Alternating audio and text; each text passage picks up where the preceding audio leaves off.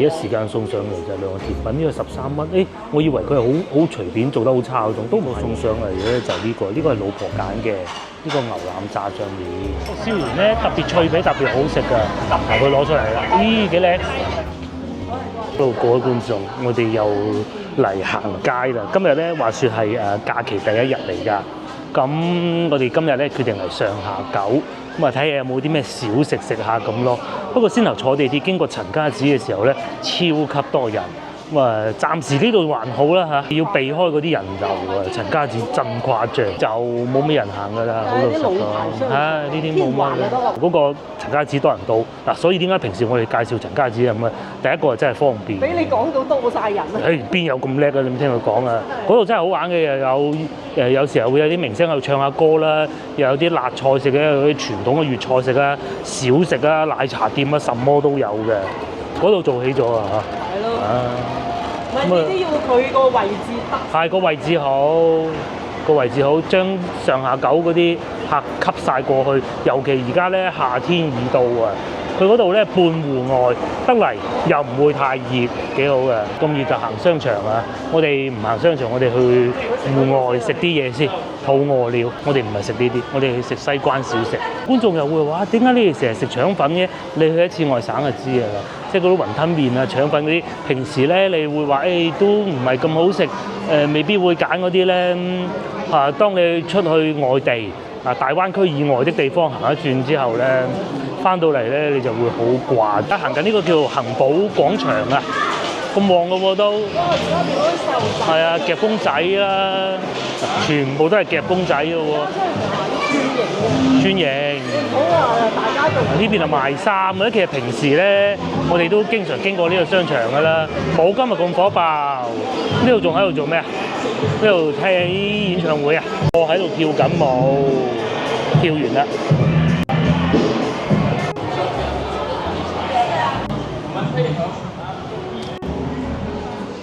而家所在位置就係長壽路地鐵站出嚟嘅呢度寶華路啊！我哋去食啲嘢先。老婆已經揾咗一間㗎啦。寶華路其實都好多嘢食啊，譬如話對面嘅貴價雲吞麵啦、六記腸粉啦，對面仲有糖水啦。如果最貴就係呢個咯。而家飲茶添，不過唔係而家咯。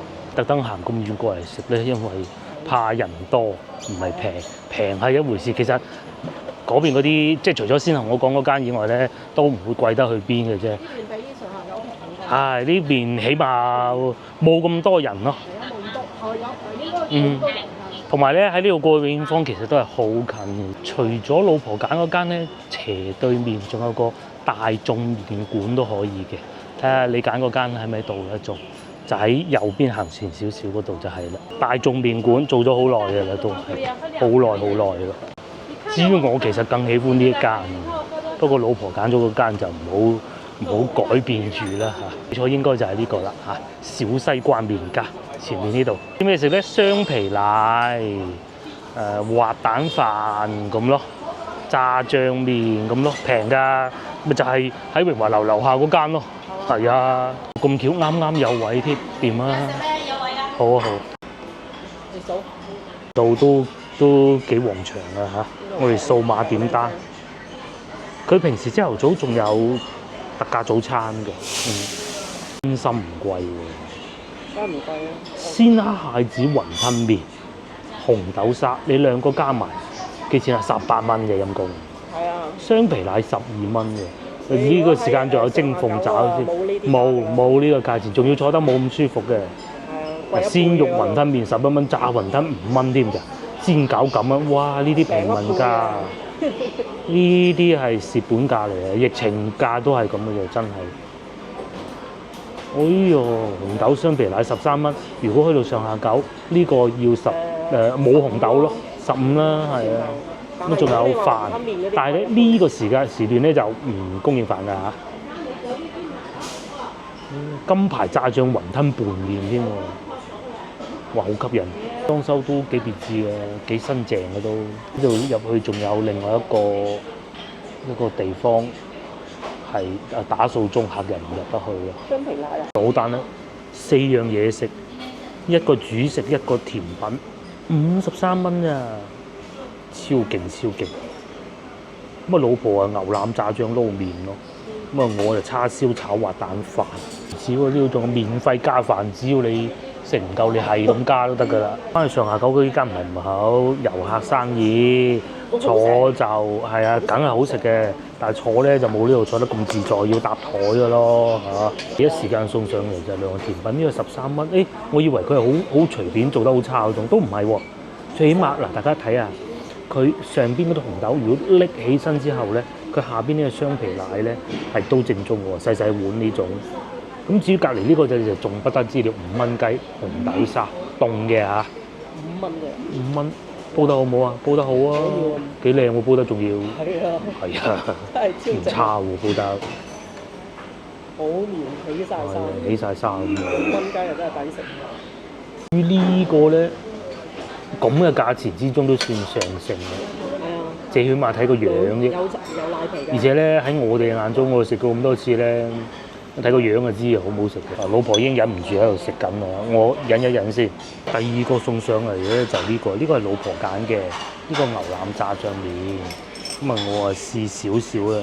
呢邊係牛腩，下邊係炸醬。嗱，諗唔到啊！佢啲炸醬咧仲係有呢種油㗎。咁啊就係咁係好㗎嚇。咁樣先至為之叫好。牛腩都不足。嗱，你嚟食呢個大約5蚊。19蚊啫喎，呢個係咪？18定19啊？我唔記得咗。咁近上下九，好難得嘅。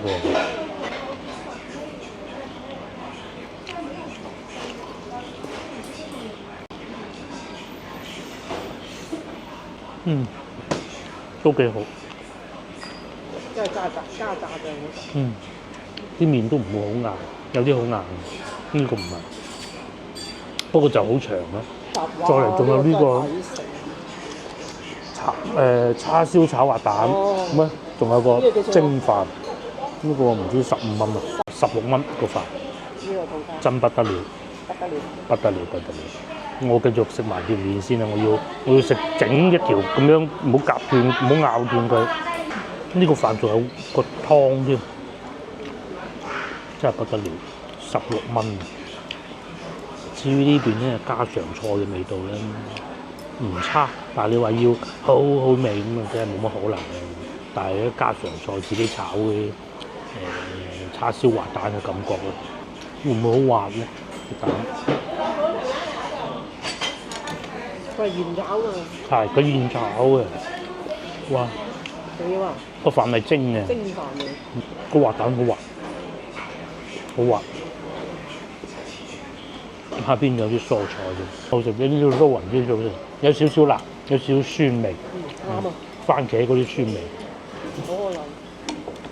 我哋朝頭早食完嗰個粽之後咧，就冇食過嘢，突然間覺得肚餓，咪去出去食下嘢啦咁。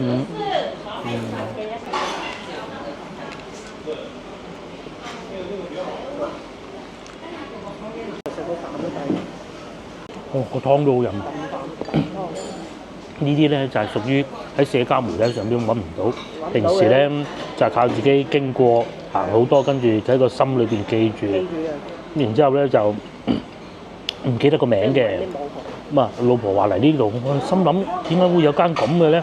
咁一嚟到差唔多去到嗰個麗的對面嘅時候咧，佢話一講個名，我知邊度。嗰個怪嗰個4倍到咧。係啊。4倍係啊，成8蚊個雲吞麵嘅。嗰個香港嚟㗎，香港嘅價錢梗係。唔係喺香港都算貴嘅嗰間。係嘛？我哋咧就用半份雲吞麵嘅價錢食咗呢餐。呢個要我飲埋先得。跟人哋話用靚嘅，我嗰日先插咗個。幾錢咧？佢應該係可能好靚啊。廣州啲物價咧，只要你識揾咧，其實都唔係太貴嘅。就算去旅遊區都係，不過就唔係，哪怕旅遊區都唔會貴好多。50蚊食飽飽抵啊！全部食晒。另外仲有對面嗰間其實都唔錯，大眾麵館，好似嗰間做得仲耐啲嘅咁啊！但係咧嗰度就樓底高啲，啲冷氣冇咁勁，冇咁光猛，僅此而已。呢度咧確實都真係老字號嚟㗎嚇，唔係話嘅呢幾日先寫上去嘅，因為佢喺龍津路已經開咗好耐㗎啦，至少我知道開咗好耐㗎啦。咧就會喺前邊過去永慶坊咯，前少少嗰度入去應該入得到吧。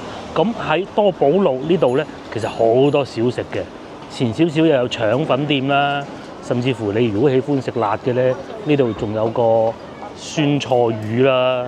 同時又可以睇下西關嗰啲舊屋啦，呢啲唐木籠屋啦，裏邊仲有人住啊！啲都話過嚟睇下啲年輕時候住過嗰啲西關大屋係點嘅喎。呢度咪睇到咯，好容易睇到嘅。之前呢條路咧，因為修路啊，其實就唔係幾好行嘅。即係時至今日，梗係修好路啦，就變翻舒服得行咗好多。咁啊，入去永慶坊就喺呢度入去嘅。面就係其中一個我哋經常會去嘅市場。呢度行入去就係永慶坊，喺呢度入去咧係快過喺恩寧路入去好多㗎。因為咧呢度一入去咧就係嗰條橋嚟㗎，大家睇唔睇到條橋？我行咗好多。以前呢度咧翻新嘅過程中咧就好亂嘅，啲地啊全部喺度鋪緊啲石咧，梗係唔好行啦。而家就好行好多。先嗰間抵食啦，50蚊，係啊。真係精神，平都仲未夠平喎佢。係啊，佢又唔難食嘅喎，同埋份量都夠多嘅。佢就係即係少咗嗰份精緻感咯，即係嗰個炒蛋飯咁。但係其實食起身乜嘢問題都冇，其實仲好食啊呢一種。飽飽咁啊，行嚟永慶坊幾快嘅咧，快到就唔使話要認下路啊，這樣那樣啊，唔使嘅。一嚟到已經係見到有喺度唱緊粵曲啊！呢邊唱緊粵曲啊，好似我哋行下呢邊嗰個大舞台喺度唱緊粵曲，去睇下啦，係。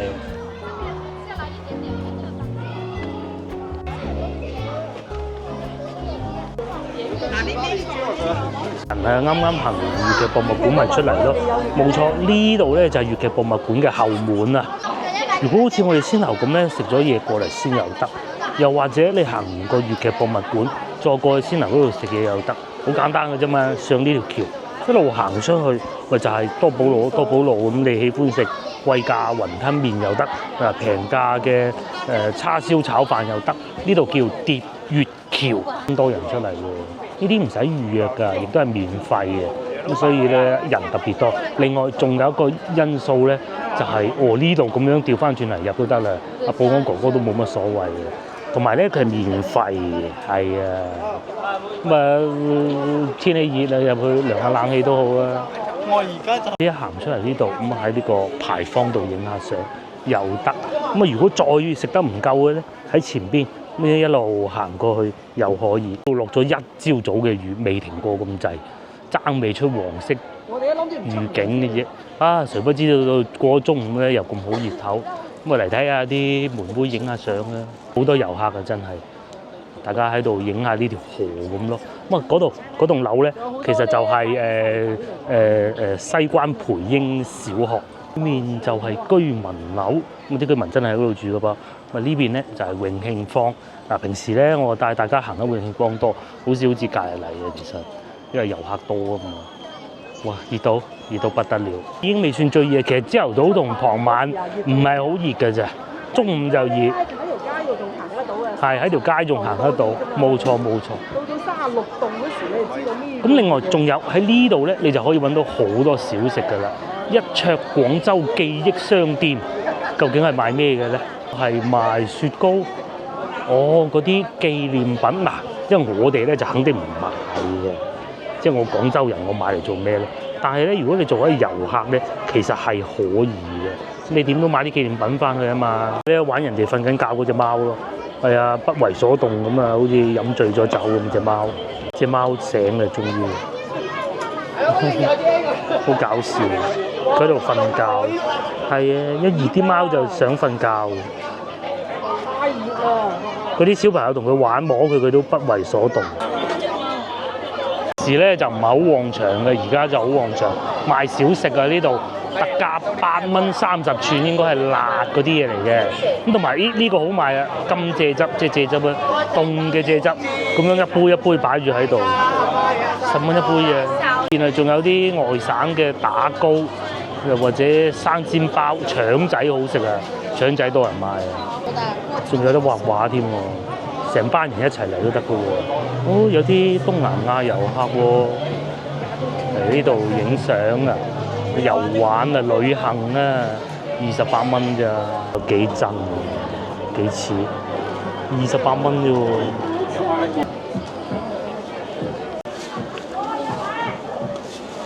個懷舊書店嗱，唔似我哋平時喺永豐，其實你係真係可以慢慢睇下啲鋪頭嘅，好似呢個咁。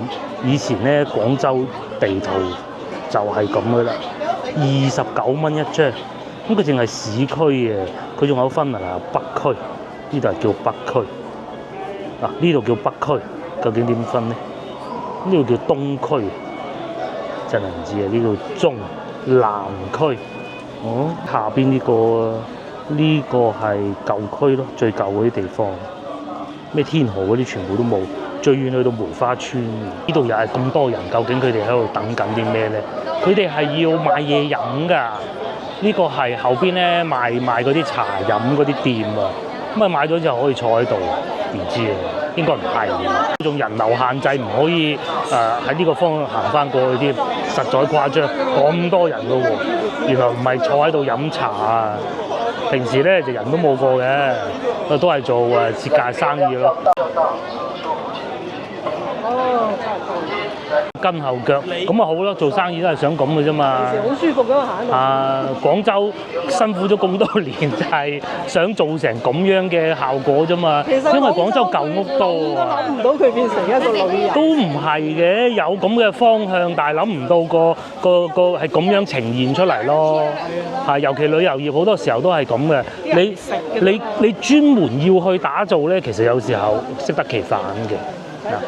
順勢而為咧，咁啊就唔好阻住佢發展咧就得㗎啦。我認為係啦，即係太離譜梗係唔得啦。誒成條街喺度炒田螺咁，梗係炸豆腐，梗係唔得啦。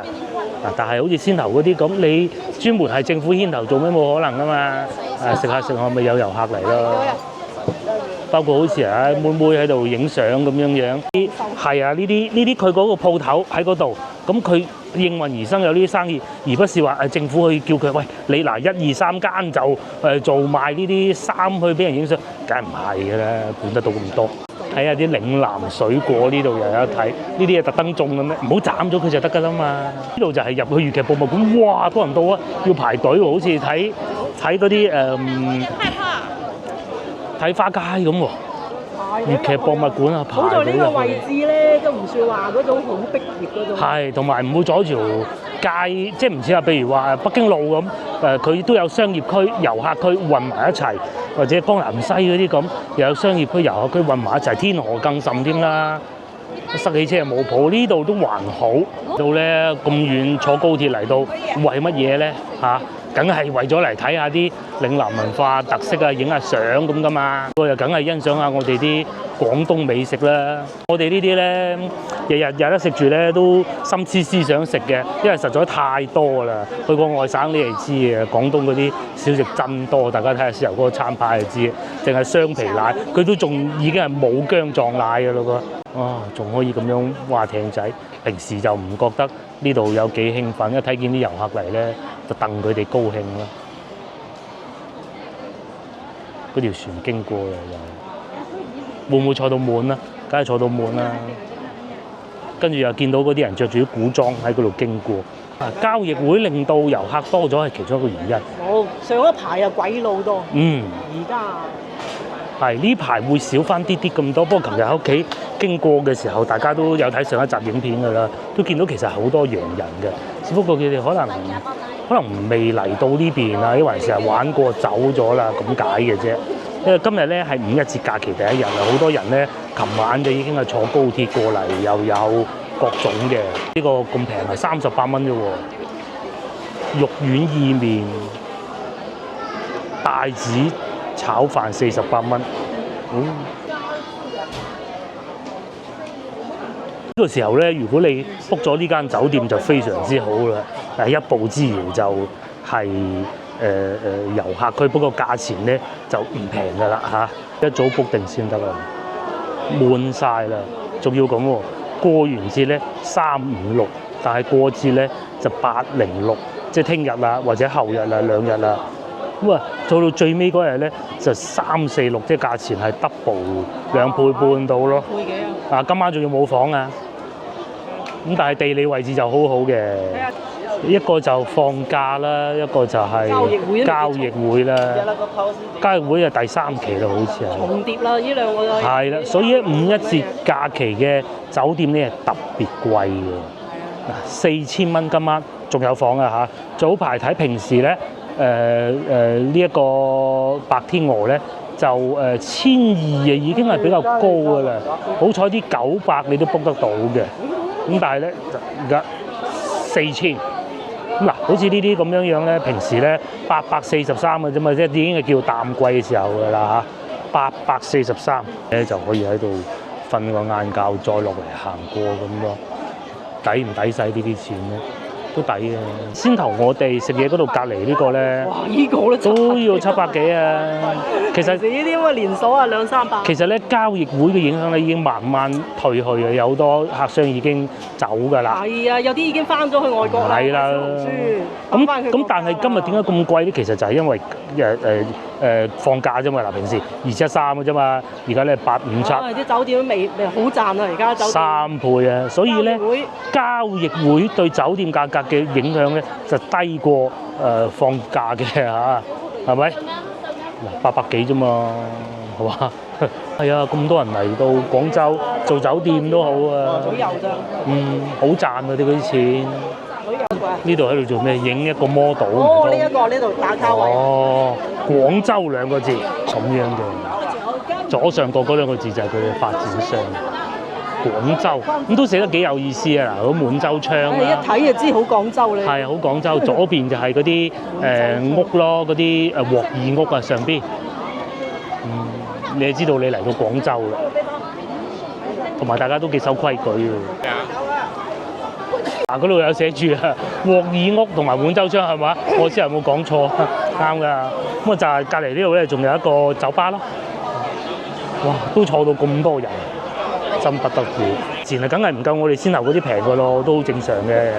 先頭我哋嗰啲係一份咁樣嘅價錢就成枱嘢食咯。平時偶爾我會喺朝頭早過嚟呢度行下睇下有咩好嘢食嘅。咁但係如果作為遊客，其實我覺得咧都係人多嘅時候先至開心。大多數人都係咁㗎嚇。但係咧你手頭上咧就要收埋幾間咧，平時去到冇乜人嘅，唔會咁多遊客嘅鋪頭，好似我哋先頭去嗰間咁就啱㗎啦。如果唔係嘅，你咪要揾啲遊客店咯，仲要咁喎。而家呢個時間已經算好啦，有位坐下，大家睇下裏邊。如果去到飯點時間咧，全部都係人嚟嘅。尤其咧，而家廣州越嚟越熱啦，呢啲係好受歡迎嘅。有呢個咯，咪就係啊，仲有燒仙草啊。奶茶啊咁咯，呢個又好啊，呢個蛋撻好好食㗎，又或者3選1下午茶，呢個係蛋糕咯，仲有咖啡咯，裏邊就係咁㗎啦。如果係朝頭早嚟咧，就可以同呢度啲貓咪玩下咯，係啊，唔怕人㗎呢度啲貓咪。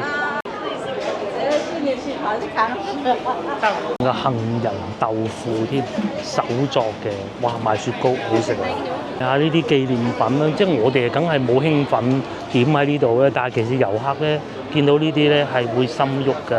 一睇個價錢唔貴咧，咁就會買㗎啦。仲有呢個吹糖人，我先頭見到有個小朋友喺度食一隻馬咁嘅樣，冰箱貼咁10蚊，因為我哋廣東人做生意咧真係會飛禽大咬嘅，10蚊喎。冰箱貼啊，上邊嗰啲啊咁大塊啊，10蚊就收。其實啦，就係廣東唔飛禽大咬，所以吸引到咁多人咯。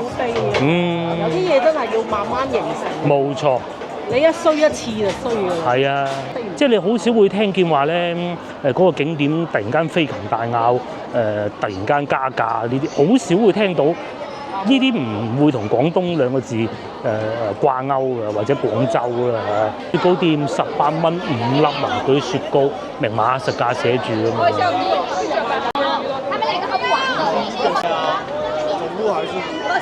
坐晒喺度唞涼啊，都開心嘅喎，坐喺樹底嗰度。平時又冇人。平時冇人，一個人都冇。我試過朝頭早嚟，咁啊都係咁嘅遊客區，梗係咁噶啦，正常嘅。咧就晚黑啊，星期六日啊嗰啲啊。會好啲咯，傍晚嘅時候。朝頭早就冇人嘅。朝頭早冇人。朝頭早我哋嘅金魚嗰個人。好生意啊，變到。哦。呢個糖水鋪同埋雲吞麵咯。呢度唔平。哇，好生意啊！呢間唔平，越平咧，啲人先越願意使錢嘅。如果你好貴咧，忍住咯。係啊，忍住先咁咯。寧願去7-Eleven買個車仔麵咯。咁佢其實最尾件事嚟咧，佢就冇印象同埋唔開心咯。又或者使到好貴啊，咁68蚊個雲吞麵啊，咁嗰啲咧，係啊，買杯檸檬茶飲下咁可以喺度坐嘅，或者呢個咁樣坐住喺度飲杯咖啡又得。嗰度仲有腸粉博物館啊，去睇下睇唔睇到？唔知而家仲俾唔俾入咧？就係慢慢玩咯，慢慢睇咯。又係消費又唔算太貴嘅。哦，就係呢個博物館喺門口睇一睇咧。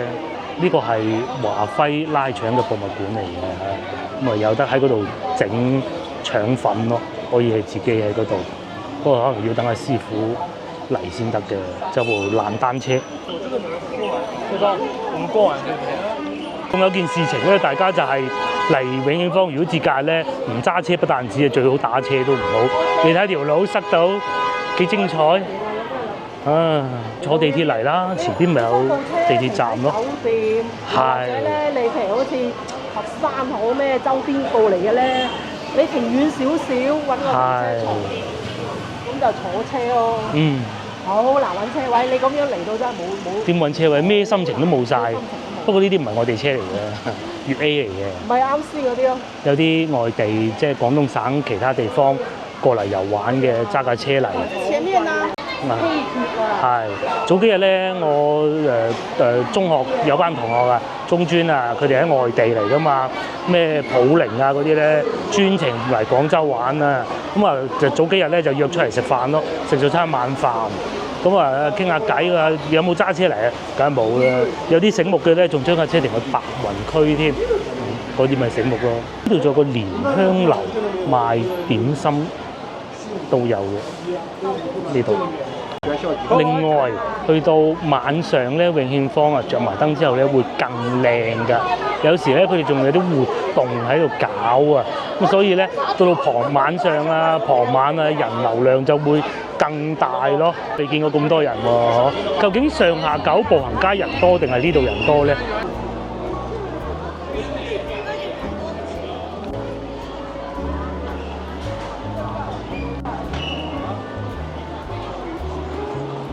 我講小食啊嚇，如果喺小食嘅話咧，喺北京路咧其實冇上下九呢邊咁多選擇。就算我唔去，我哋先頭去嗰間咧，其實都仲有幾間，好幾間，3、4、5間都有。北京路咧就少之又少嘅。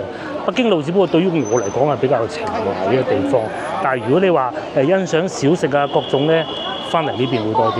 不過就唔好揸車嚟啊！對面有涼茶鋪。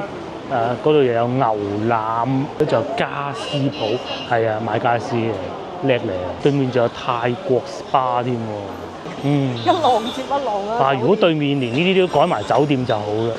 其實外地好多，上海好多咁樣嘅，將啲舊屋改成酒店，我覺得有得搞。然後開一間龜苓膏。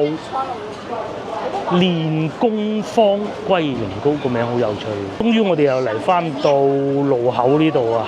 呢度係寶華路口啊，又係好多人嘅。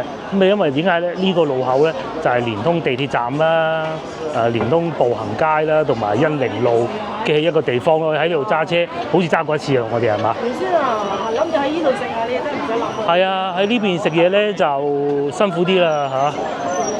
仲有一條路就係咁啦。先頭我哋食嘢嗰度咪一直行咯，就係哇多人到。熱一熱咧，你睇下連對面啊賣冰飲啊呢啲鋪頭啊都咁啊，所以咧可能有香港觀眾唔係好熟啊，又或者海外觀眾唔係好熟，點解股價炒到咁高啫？佢咁樣嘅流水，佢唔會炒得低嘅。你睇下，你好好賺嘅，我就知啊，真係好好賺，6蚊一杯，6蚊一杯成本我唔知啊，我亂噏嘅嘢。咁你又點解啲股票唔會升咧？佢哋涼茶佢都叫係苦嘅，加一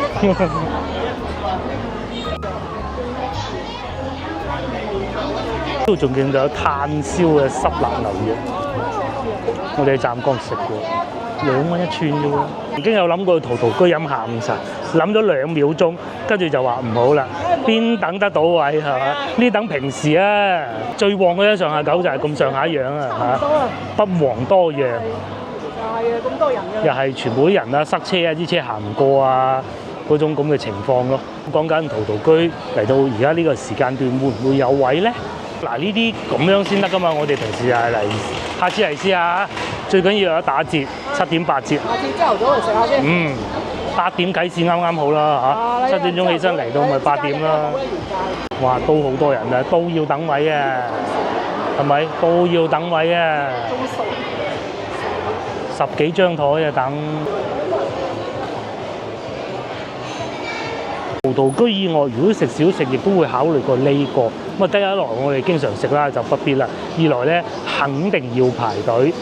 就算門口咧外賣嗰部分咧都排隊排到咁啊，裏邊肯定要搭台㗎啦，係咪先頭嗰間好先？呢間仲誇張啊！老婆話喺門口已經排緊隊。有啲外地嘅遊客寧願俾警察先生抄牌，都要將架車停喺度。而家夏天咧最好生意就係嗰啲飲品店咯。呢啲平時都無人問津嘅鋪頭咧，而家都不停做嗰啲生意。仲有賣鞋嘅添，裏邊嗰個係新開嘅雞煲佬，78蚊一隻。第2隻免費吃咁交關。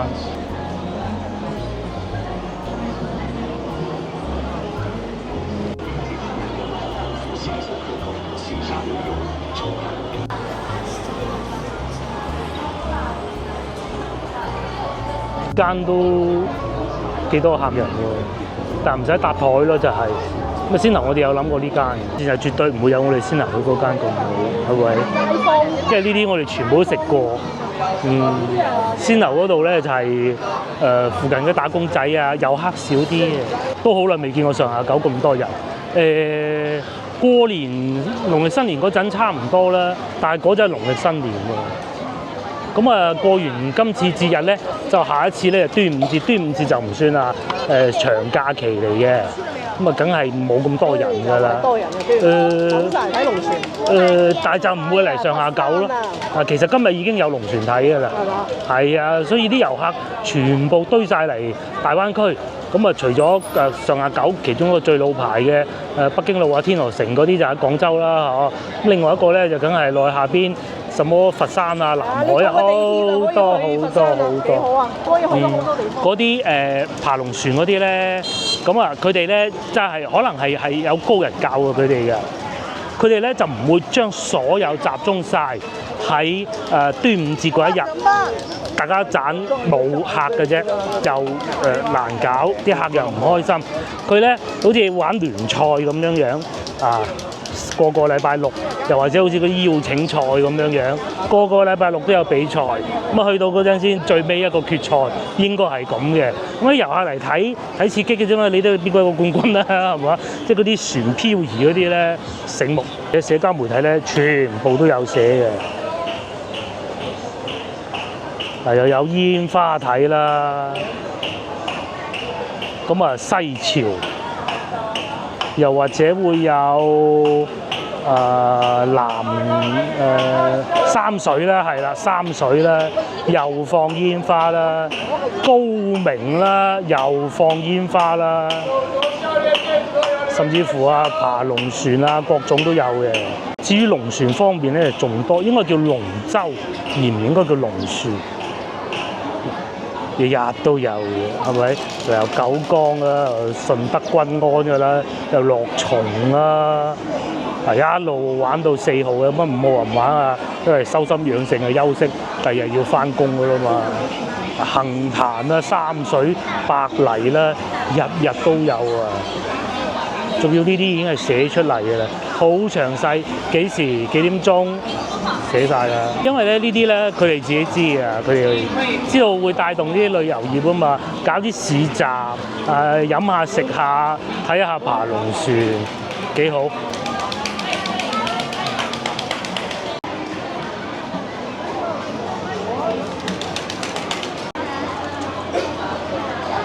又有呢個品味西關煙火人間，永不落幕美食節喎，會唔會好似上次咁嘅咧？上次搞得幾好。嗱，呢啲美食節咧最緊要嘅核心咧就係有本地餐廳參與到落嚟。嗱，我睇下政府牽唔牽頭？冇錯啦，政府牽頭啊，又人哋又嚟咁啊，大家互相俾下面咁就搞得成啊嘛！啲遊客到，政府就唔會虧待啲餐廳㗎啦。咩啊？廣州酒家仲喺度裝修緊咯，可能下邊挖到嗰啲文物啊，我估，有陣時係整個主題公園咧，佢想，好似仲要搞多1年啊，真係刺激。應該係搞主題公園，我估。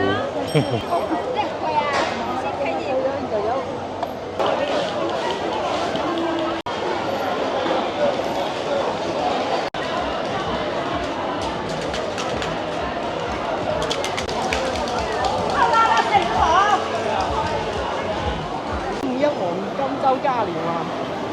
寫住咁多鋪頭喎，有銀燈食府咁，會唔會呢啲鋪頭都有咧？有啲俾多錢嘅話，俾少少錢都要嘅。我哋一睇就知邊間俾咗錢。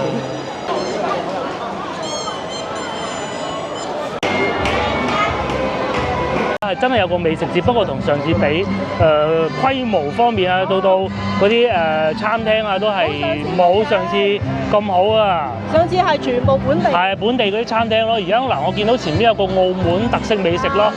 嗱，左邊啲風乾牛肉就真係，不必啦。同埋有呢個貓屎咖啡都係不必啦嚇。真係冇上次咁勁，甚至乎連呢個澳門美食都好似賣晒定係點咧？專做靚鴿、金鴿喎，後邊係炸乳鴿啊！去睇下啦，呢一個添嘛，係咪最大嘅企業我唔知，荔灣區喎我講，但係咧影響力就算大㗎啦，名創優品啊，係啊，馬來西亞見到佢係咪好勁咧？前邊見到有百花甜品咯，呢度係賣乳鴿嘅現炸。智能亮鴿貴，呢度係澳門美食。呢一煲好香啊！呢個係牛腩啊，28蚊，好香啊！乳鴿咯，33蚊8。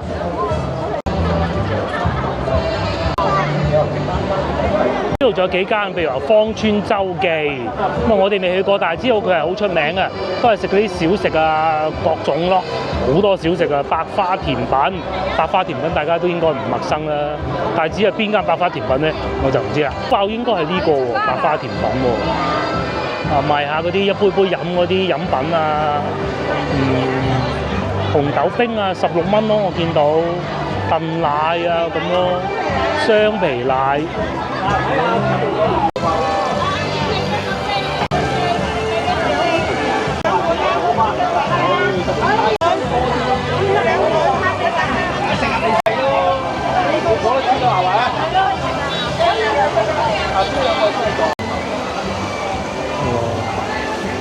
仲有呢個烤鰻魚，現場烤緊鰻魚，隔離就燒雞翼。雅江雞翼啊！老細啱抌咗一串落去燒咯，下邊有啲炭嘅，不過燒完咧特別脆皮，特別好食㗎。佢攞出嚟啦，咦幾靚！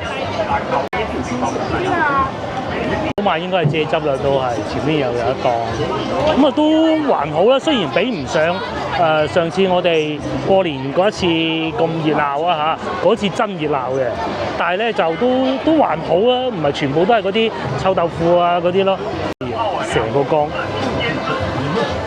因為廣州咧最主要係啲美食可以吸引到遊客啊，因為佢唔係好貴，冇上次咁多。大佬嗰啲餐廳都做到爆啦，係啊，啲小食都 OK 嘅，腸仔啊咁。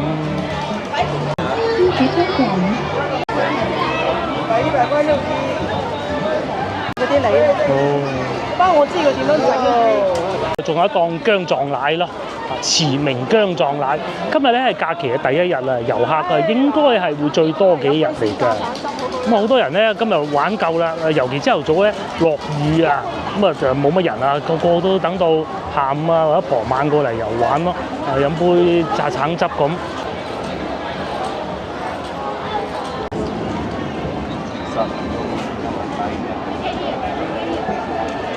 都好嘅。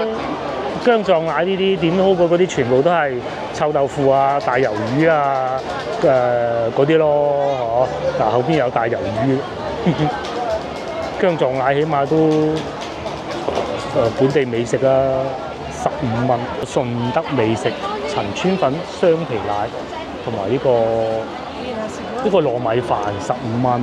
我哋就會經由德星路啊去坐地鐵啦。我左邊呢度仲有巴士站，以前係17號，唔知而家係乜嘢啦。因為而家咧即係坐巴士嘅人越嚟越少咧，cut 咗好多線路啊！琴日咧又 cut 咗3條線路。你而家都仲係17號車啊！冇錯，就喺呢度。唔知大家以前有冇喺度等過巴士？喺鏡頭嘅左手邊咧，就係荔灣廣場啊，咁係廣州一個好著名嘅廣場嚟嘅。據說夜晚咧喺呢條街即係德星路啦嚇，係好多嗰啲宵夜檔嘅。咁我信都係嘅嗱，因為老細已經係擺緊檔啊，準備荔灣廣場咯。而家變咗賣嗰啲豬仔啦，即係唔係賣豬仔去美國嗰啲豬仔喎？係賣首飾、手串，即係寶石啊！冇錯，玉石、寶石嗰啲啦。星路都係一條好舊嘅路嚟嘅，睇啲樹就知啦。咁就成日都會修路啊！而家嗱整好咗。第種第二磚啊，反正係一年就換一種。係呢度方便咗好多，因為有地鐵站啊，咪一直往前行就係。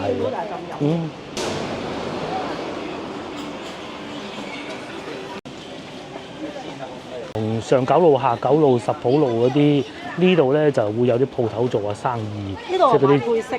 係賣配飾。即係有啲觀眾話介紹下啲每一條路係嗰啲做乜嘢？呢條路就賣配飾嘅。係啊，配飾啊，咩鏈啊，嗰啲手袋啊，或者你衫嗰啲配飾。睇唔睇到首飾配件？有快遞啊，快遞公司喺呢度收貨。係呢度啲鋪關晒門，梗正常。因為呢啲鋪咧，佢唔係做遊客生意㗎，係啊，即係佢賣樓啊。呢度就係唔係賣住嗰啲樓，房地產發展商喎，係3樓嗰啲樓。而家冇人會發貨啊，各種嘅。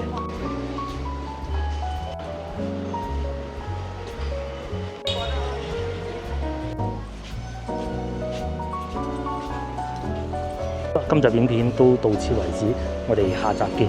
share 我影片俾你嘅朋友，同埋幫我哋點個 like 嘅。呢一個咧就係我哋本地人或者大灣區嘅人咧，咁放假會做乜嘢咧？就係會做呢一樣㗎啦。